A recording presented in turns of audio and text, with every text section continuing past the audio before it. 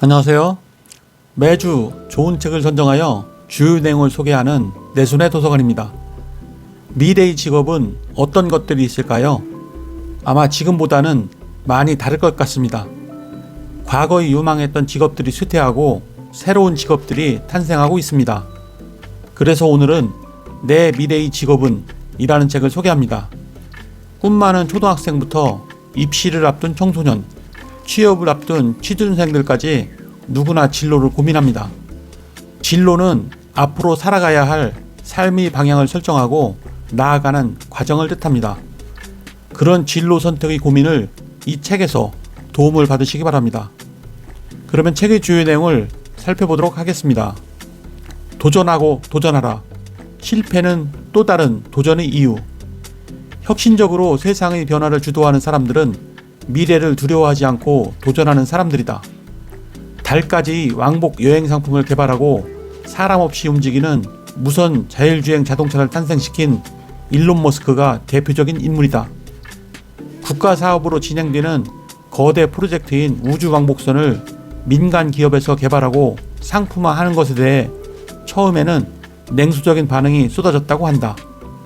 실패할 확률이 너무나도 높았고 실패하면 바로 파산으로 이어질 수 있는 대규모 사업이었기 때문이다. 자율주행 자동차라는 아이디어가 처음 나왔을 때도 학계나 사회의 비난이 매우 거셌다. 자연스레 그에게는 희대의 사기꾼이라는 별명도 붙었다. 자동차는 사람과의 생명과도 직결되기 때문에 기계의 판단에 생명을 맡기기에는 변수가 많아 위험 부담이 너무 컸다. 그러나 오늘날 자율주행 자동차는 상용화를 곧 눈앞에 두고 있고 4차 산업혁명 시대의 대표적인 아이콘으로 떠올라 있다. 일론 머스크는 희대의 사기꾼에서 이 시대를 대표하는 혁신가이자 천재 사업가로 탈바꿈하였다. 이처럼 4차 산업혁명 시대에는 남들이 생각하지 않는 남다른 도전정신과 실행의지가 필요하다. 상상 속에 있는 것들을 가감없이 자신있게 내보이자. 섣부른 판단과 의기소침으로 우리 친구들이 가지고 있는 내면이 무한한 가능성을 모른 채 하지 말자. 상상이 현실이 되는 시대가 앞으로 우리가 살아갈 시대가 될 테니까 말이다. 세상은 계속 변화하고 그 변화 속도는 이전보다 훨씬 빠르다. 변화의 물결 위에서 우리는 새로운 것들을 수없이 만난다. 그리고 수많은 익숙함과 낯섦 사이에서 결정을 내려야 한다. 빠르고 정확한 선택과 적응 능력은 새로운 세상을 살아갈 나와 우리 친구들에게 매우 중요한 요소이다. 인간은 습관의 동물이라고 한다. 새로운 것과 변화의 갈림길에서 어떤 위험 요소가 나타날지 모른다는 불안감에 기존의 것이 굳이 나쁘지 않다면 변화를 선택하지 않는 경향이 높다. 이를 심리학에서는 현상 유지 편향이라고 한다. 지금 이대로 익숙하고 안정적인 상황을 유지하고 싶어하는 본능은 우리 모두에게 내재되어 있다. 아무것도 하지 않으면 중간은 간다 라는 말이 있을 정도로 많은 사람들이 변화를 두려워한다. 새로운 것에 대한 두려움, 그리고 마주칠 또 다른 상실과 실패에 대한 거부감 때문이다. 그런데 어떠한 변화도 없으면 지금보다 나아질 수 없다는 것 또한 명백한 사실이다. 낯선 곳에 대한 두려움 때문에 매번 같은 곳으로만 여행을 간다든지, 익숙하지 않은 맛에 대한 두려움 때문에 매번 같은 것만 먹거나, 혹은 낯선 이에 대한 두려움 때문에 새로운 친구를 사귀는 것을 피한다면 우리의 삶은 매우 무미건조하고 재미없는 삶이 될 것이다. 건강한 몸을 갖고 싶다면 먼저 식단의 변화를 주어야 하고 운동을 생활하는 습관으로 삶의 방식도 바꾸어야 한다. 좋은 성적을 받고 싶으면 지금까지 공부 습관을 점검해보고 효율적인 학습법으로 공부법을 변화시키거나 지금보다 더 많은 연습과 노력을 할 수 있도록 생활 방식을 바꿔야 한다. 원하는 것을 얻기 위해서는 변화와 도전이 필요하다. 내 직업은 내가 만든다. 우연과 운명 사이. 시간이 흘러 어느새 나도 전기전자공학을 전공하는 2학년 대학생이 되어 있었다. 도서실에서 전공 공부를 하던 도중 우연히 친구에게 문자 하나를 받았다. 레드불이라는 세계적인 스포츠 음료 회사에서 종이 비행기 대회를 개최한다는 내용이었다. 마침 당시 취미로 비보이를 즐겨 하던 나는 레드불이라는 브랜드에 관심이 있었고 그 브랜드에서 주최하는 행사라고 하니 더 매력을 느꼈다. 솔직히 내게 종이 비행기 대회는 전공이나 취업과는 아무런 관련이 없는 활동이었다.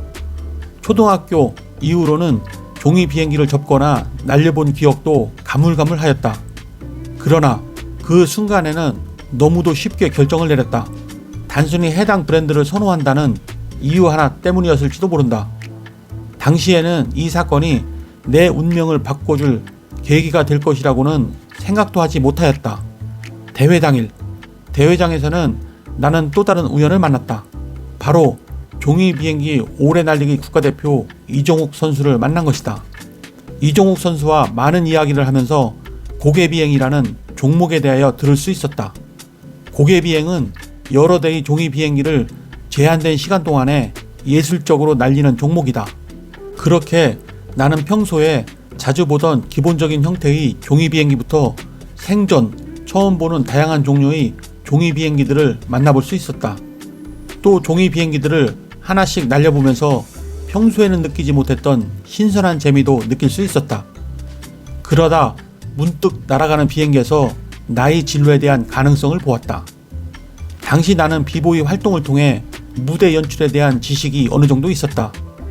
또 어릴 적 취미 활동으로 음악이나 공예 등을 배운 경험이 있었기 때문에 종이 비행기만 조금 연구하면 나도 쉽게 우승을 노려볼 수 있지 않을까라는 생각이 들었다. 무엇보다 그 순간 지금까지 여러 번의 이사를 통해 수없이 바뀐 환경 속에서 경험한 나의 다양한 취미들이 하나로 모이는 놀라운 기분을 느꼈다. 심장 박동이 빨라지고 온몸에 소름이 돋는 것을 느낄 수 있었다. 다른 사람들은 그냥 지나칠 법한 우연한 사건이 나에게는 운명처럼 다가오기 시작한 것이다. 하지만 현실은 가혹했다. 아무리 비행기를 접어서 요령껏 잘 날려보아도 내 비행기는 20m도 채 날지 못하고 땅으로 곤두박질 쳤다. 조종 또한 내 뜻대로 되지 않았다. 분명 똑같이 접어서 똑같이 날리는데 내 비행기는 왜 이렇게 날지 못하는 걸까? 내 손이 똥손인 건 아닐까? 라는 생각도 들었다. 그렇게 수십 번을 날리며 이유를 찾다가 단 한 가지 당연한 사실을 깨달았다. 종이 비행기도 비행기야. 비행기 비행 원리를 알면 분명 잘 날릴 수 있을 거야. 나에게 우연히 찾아온 종이 비행기 대회는 자연스럽게 나의 운명으로 자리 잡았다. 하지만 종이 비행기의 과학적 원리에 대해 알아보고 싶어도 종이 비행기에 대해 알려주는 책은 초등학생을 대상으로 한 종이접기 관련 책들밖에 없었다. 비행기에 대해 전문적으로 알려주는 책에서는 종이 비행기를 대상으로 한 항공역학을 다루지 않았다. 그때부터 나는 종이 비행기에 대한 이론을 하나씩 정리하기 시작했다. 매일매일 늦은 새벽까지 종이 비행기를 접고 날리면서 항공역학과 유체역학을 공부하였고 종이 비행기를 위한 비행 원리를 이해하기 위해 다양한 이론들을 연구하고 정리하였다. 그렇게 종이 비행기 비밀을 파헤치다 보니 어느새 나도 모르게 종이 비행기에 푹 빠져버린 종이 비행기 덕후가 되어 있었다. 그리고 드디어 종이 비행기 국가대표가 되었다.